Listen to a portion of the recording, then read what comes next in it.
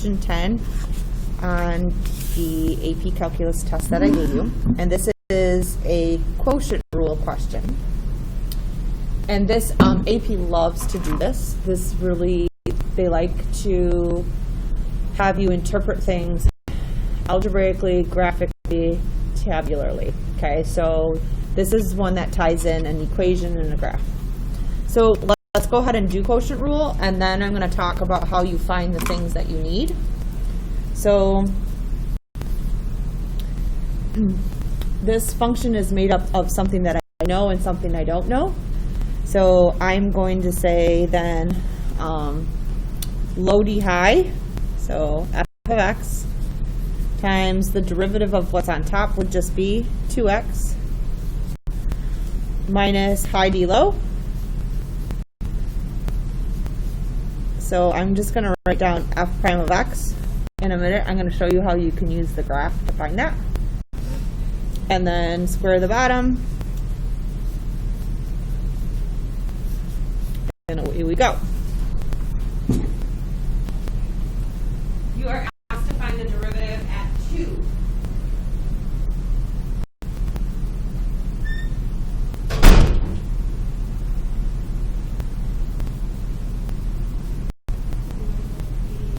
So, hold on. So f of 2 is actually on the graph. And then we're going to do 2 times 2 for that. And then minus 2 squared plus 1.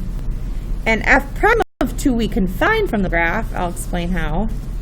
And then f of 2 squared. Okay. So on the graph, this is a graph of f. F of 2 is 3. Okay. So I'm going to plug that in right here. And then I'm going to also plug that in down here. How do we find the derivative? Well, this is where you have to understand what does the derivative mean. The derivative means the slope, right? She's just leaving. So I know I don't have a equation, but this is pretty clearly a line. You can tell me what the slope of this line is. And did you say it was 4? Yeah, because, well, I think, hold on. If I took a point and a point, it goes up 1, 2, 3, 4 over 1. So yeah, when I'm plugging in f prime of 2, I'm going to use the slope at 2. Right.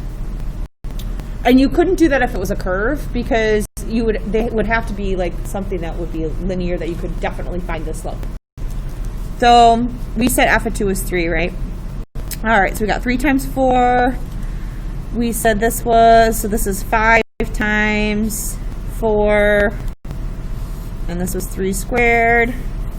So we got 12 minus 20 over 9, negative 8/9.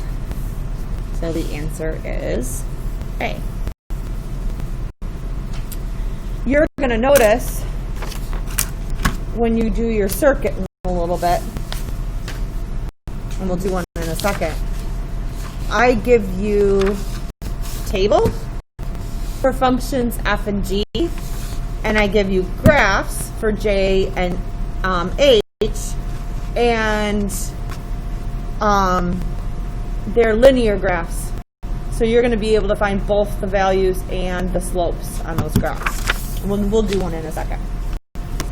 I just ran this off. I don't even know if it's any good. All right. It's good. So just looking at tables, how do you do addition? If I want to find h prime of 1, I literally am going to add these derivatives together. So I look in my table, f prime of 1 is 1, g prime of 1 is 2, the answer would be 3. Okay. If I'm doing this one, I'm just going to take f prime of 2 minus g prime of 2. So let's see, that's 1/2 minus 1, or negative 1/2. So we're cruising along.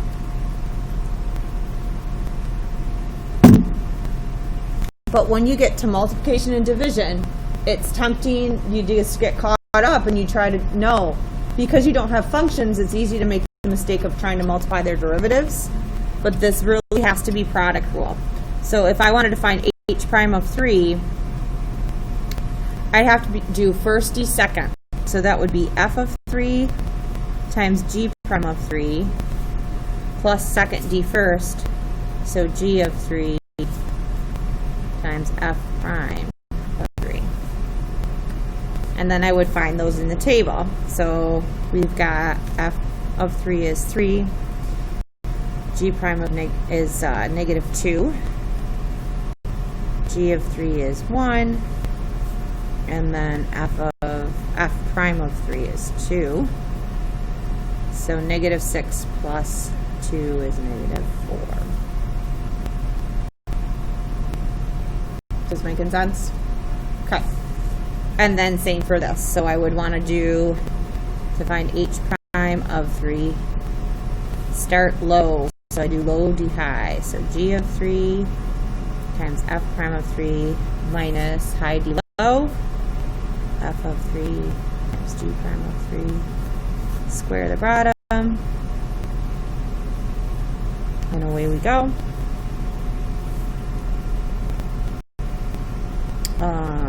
So g of 3 is 2.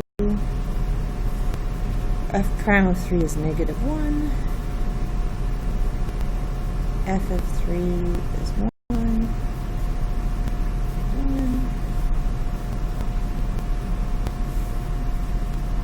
So it looks like I have negative 2 minus 1, so negative 3 fourths.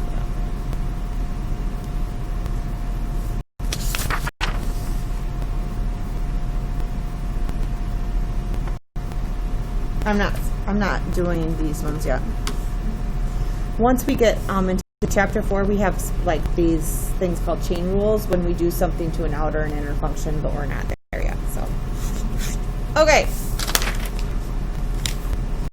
cruising along.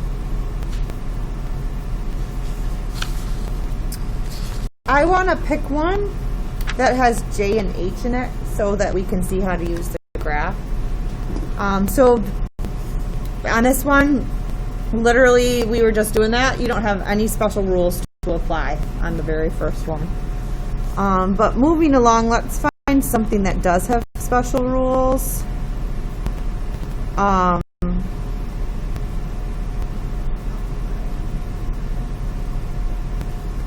Nope, because this is just a constant in front.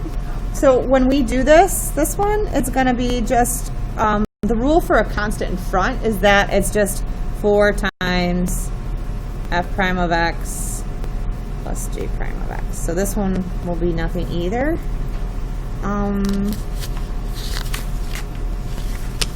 Well, let's start with this one, just real basic. How do we find h prime of 5? If I'm given a graph, which that's what I'm given, I want to find the slope of the graph of h of x when x equals 5. That's what I'm doing here. So I look. Here's my graph h of x. I can clearly see that these pieces are going to have negative slope, positive slope. 1, 2, 3, 4, 5. I'm right there. Looks like the slope is up 1 over 1, 2, 3. Making sense? So the slope would be 1/3 for this one. And I know you're going to move on in the circuit. Let's do a, what did I do? Up 1, 2, 2/3. Bam.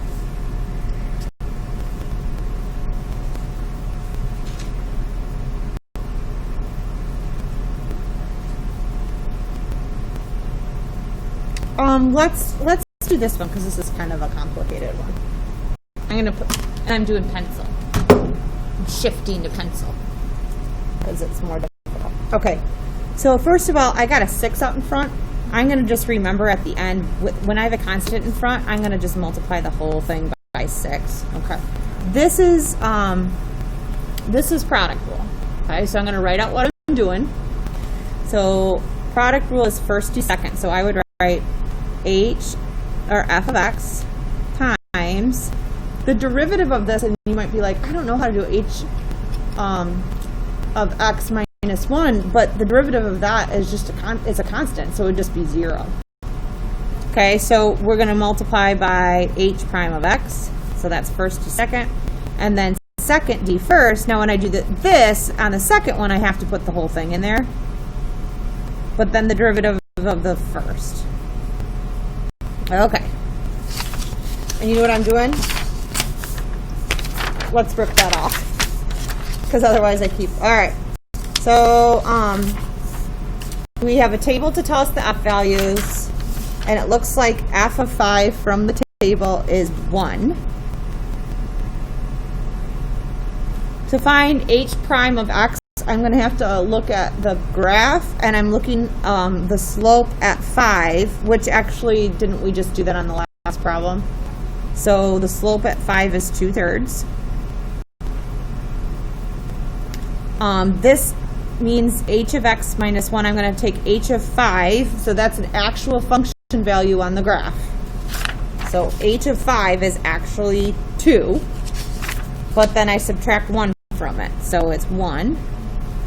And f prime of 5 I can get from the table is 1/3.